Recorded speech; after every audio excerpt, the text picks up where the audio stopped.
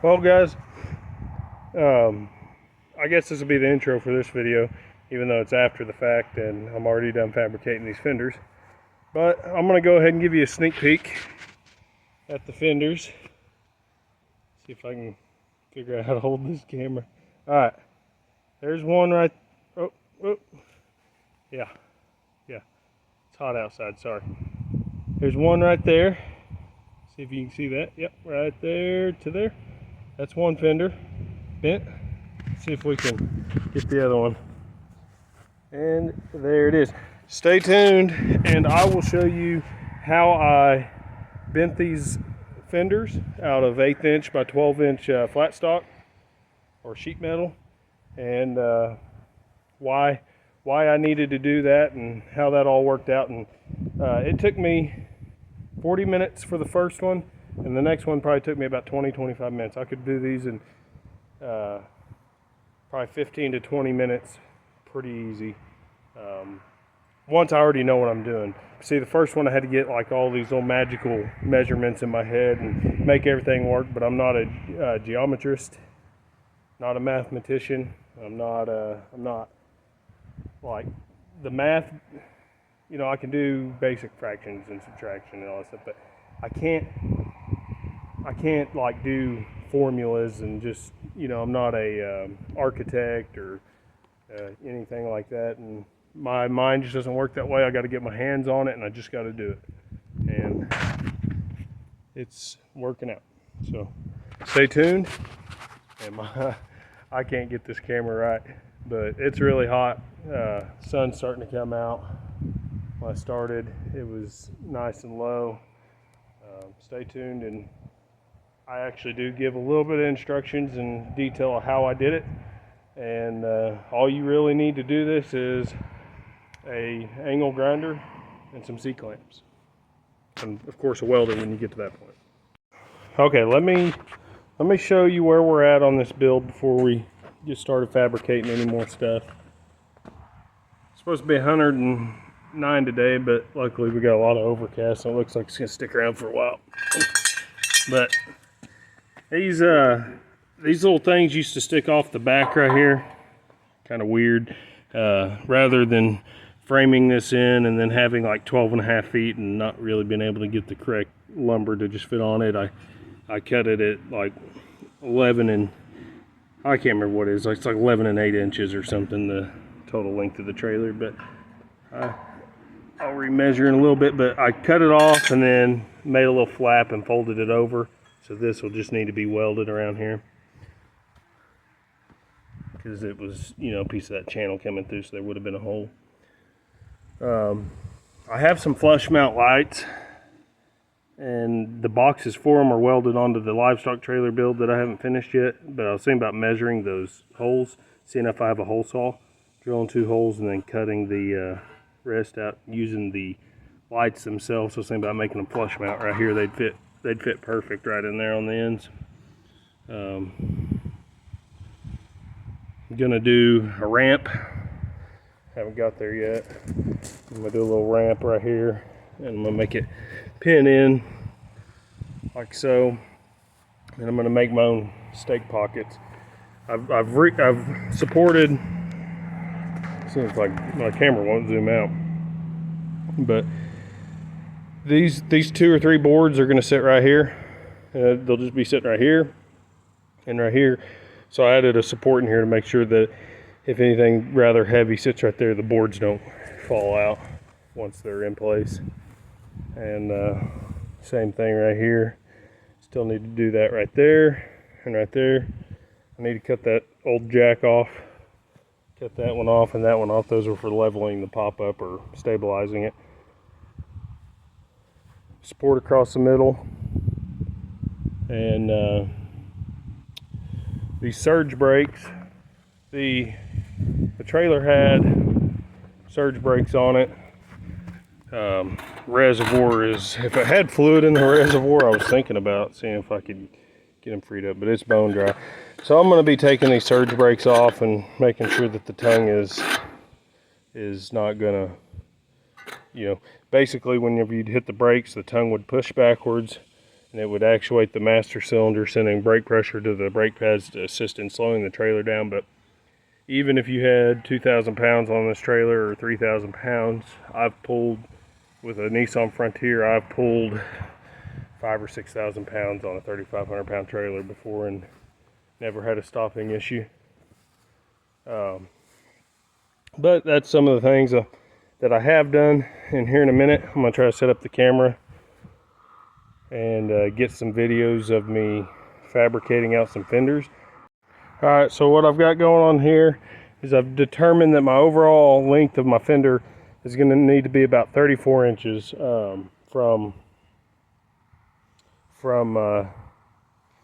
okay, this is a 24-inch gap. Originally what I really wanted was a piece of 24-inch pipe, and I could just weld it in here like so.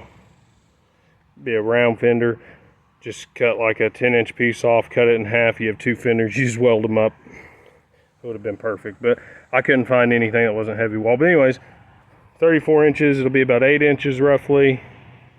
Come over to here and drop down about 8 inches. And that came out to be about 32, 34 inches. 34 should be more than enough. I'm thinking about going 8.5. So we'll cut, what we'll do is we'll cut it at 34. We'll cut the 2 inches off. Like I said, I think I'm gonna, well, I guess I don't have to cut it. I can just scoot the fender out here. It's not gonna hurt anything to have it overhang a little bit. Yeah, I won't have to narrow up the metal, but we will we'll bring it out by about 2 inches or whatever looks good. You're going to want to give yourself room on the back for like tire squash. So, you know, somewhere like right here where this cable came in right here, somewhere right in there, and that'll give us an extra 4 inches overall roughly of width between the fenders. So you may be able to get up to a 54-inch deck mower on here, which is big enough for a mowing trailer in most cases. But anyways, 34, we'll cut it, then we'll come in and we'll mark it at 8.5 from the end, 8.5 from the end, and then what I'm going to do is put a guide down, C-clamp it, and I'm going to groove it on those two lines here and here, and then I'm going to try to bend it.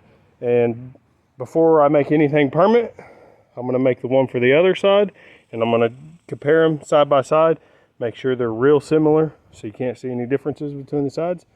And then I'll tack those seams up, make sure they fit, weld it all up, weld the fenders in.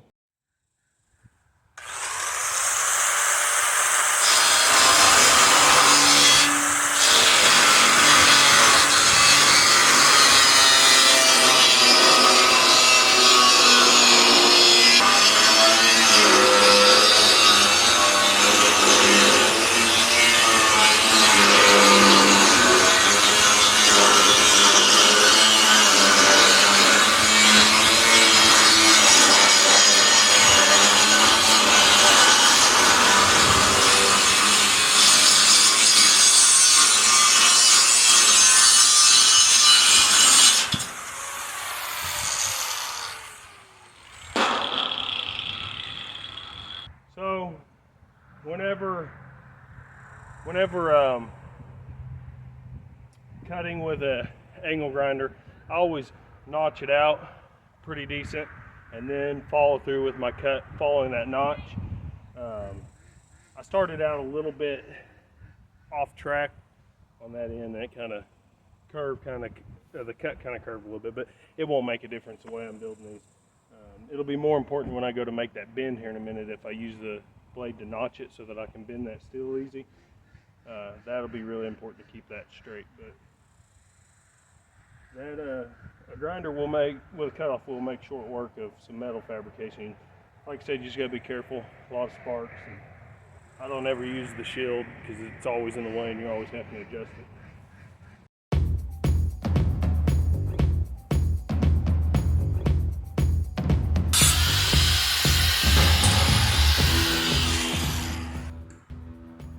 These bends, I really should have bought a thicker cutoff wheel. But what I think I'm going to do is I'm going to get it set up, get my jig on there, make one pass, scoot it over, you know, a 1/16 of an inch, make another pass. That should give me a good place to bend that metal. And then once, it'll be weak where I bend it, but once I get the fenders fitted up, I'll put a 1-inch tack on each end, fit it up again, make sure it's good, and then I'll go in and I'll weld that entire inside of that seam real quick and just make it real solid.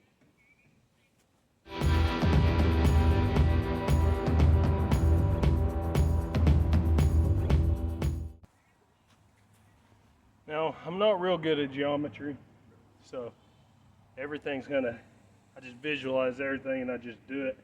This stuff right here is like $8 a foot right now, so I really hope I don't mess this up, but I'm just gonna send it and see what it does.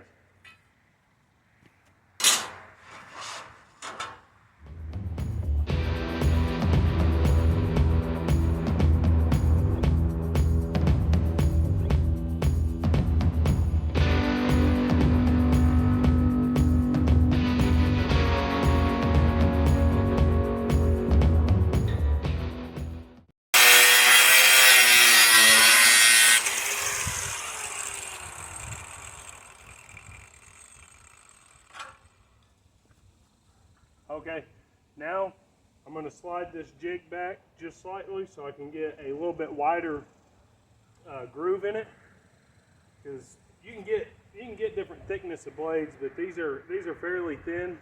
I think I bought 2 packages and I thought about it, and I think I accidentally grabbed some that were both the same thickness. I thought I grabbed 2 different, but.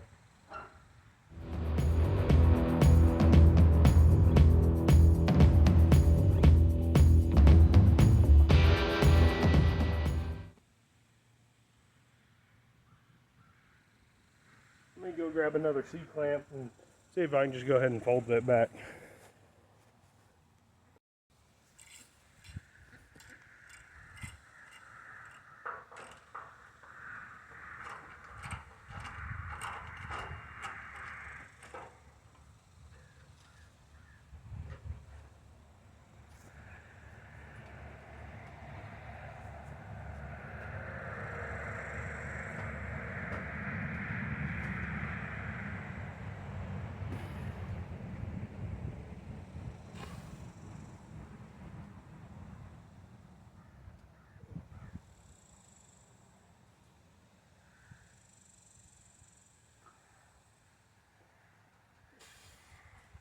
Okay, I'm not going to bend it too far.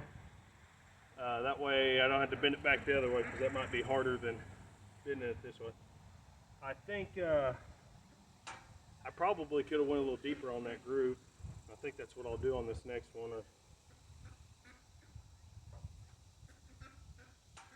But as you can see, there is absolutely no way I could have bent that steel without like a machine or something, or a brake. I mean, even a brake, I think for 1/8 inch, I'd have had to have a pretty decently heavy duty one. So just 3 minutes of notching with this little guide, and you're able to bend it. When you don't have all the proper tools, you just kind of got to work around it.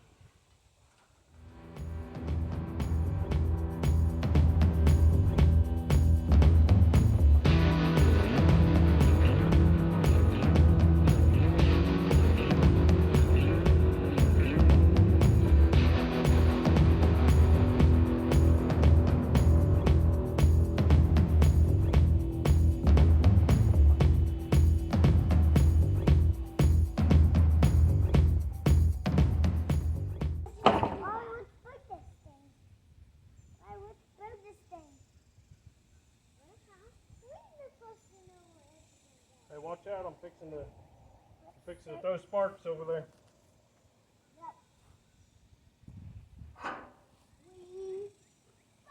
Where's my other C-clamp?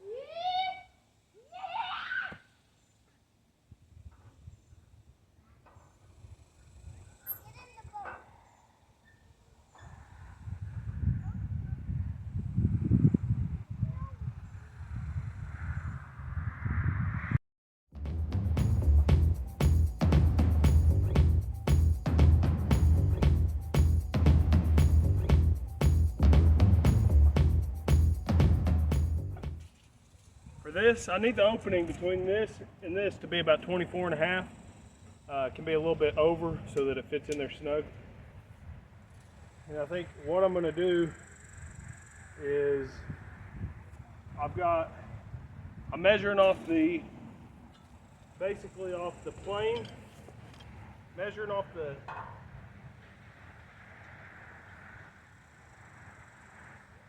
level plane of this part as best I can up to here, and comparing both sides. And then once I get them equal, this one was at like 5 1/4. I'd like to get this one at 5 1/4, measure it, and then bend it, split the difference of however many inches I still need to close up, split it in half, say it's 4 inches, bend this 2 more inches, flip that around, bend it 2 inches, measure it, tweak it in within 1/8 to 1/4, and it should look pretty good.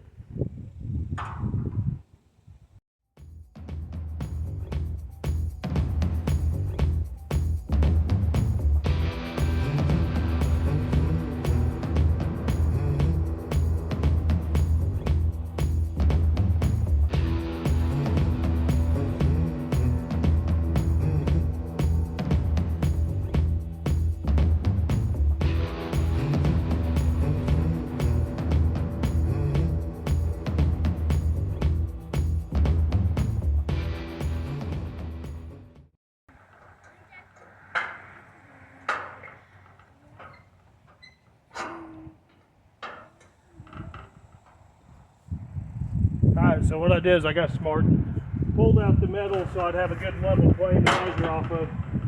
So I need to get it to 8 1/4 right there. And then we were just shy of 8 1/4 the way I was measuring it. I'm really good at eyeballing, but I was within a 1/16 of hitting 8 1/4 off the back here. Well, if you hold this down, I guess I was a little bit shy, but we'll go for 8 1/4 on this one. We'll fit it up. If it looks good, it's going in. Well, after we make the other one.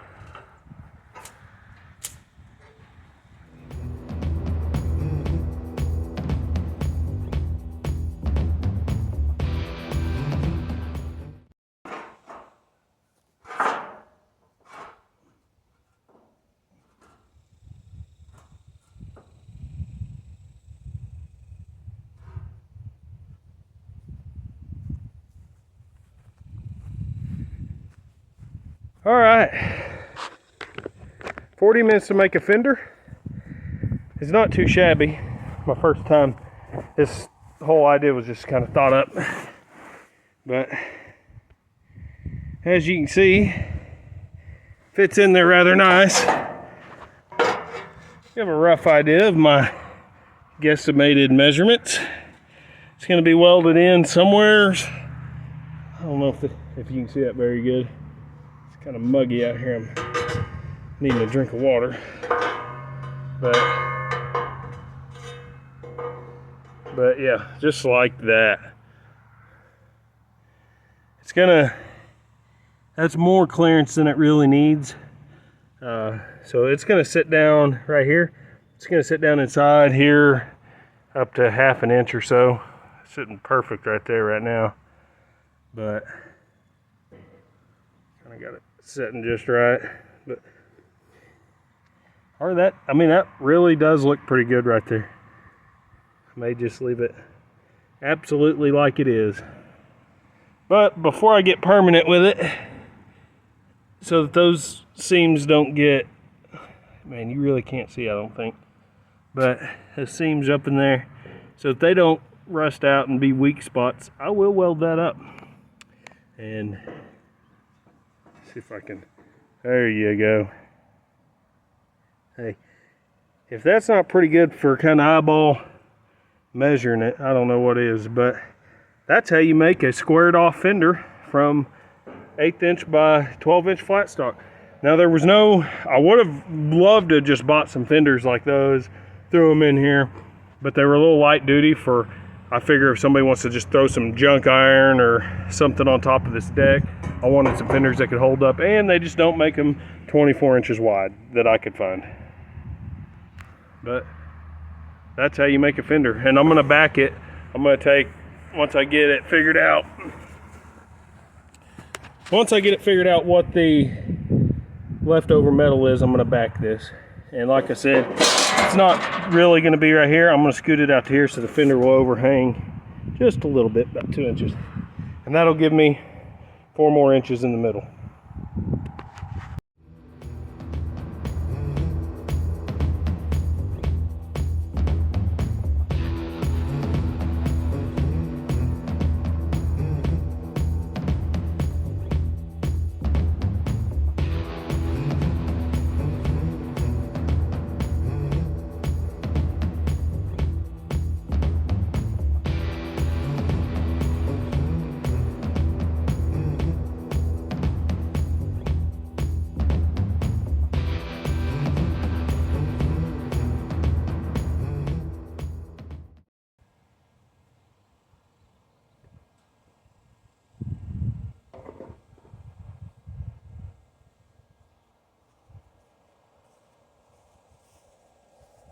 Oh, there it is.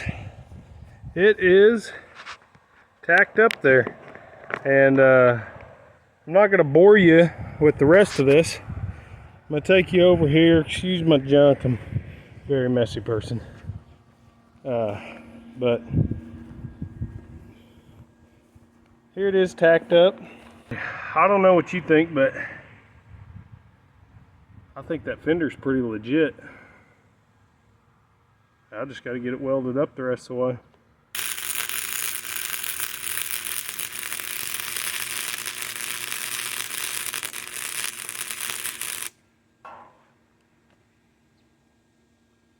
That actually welded really well.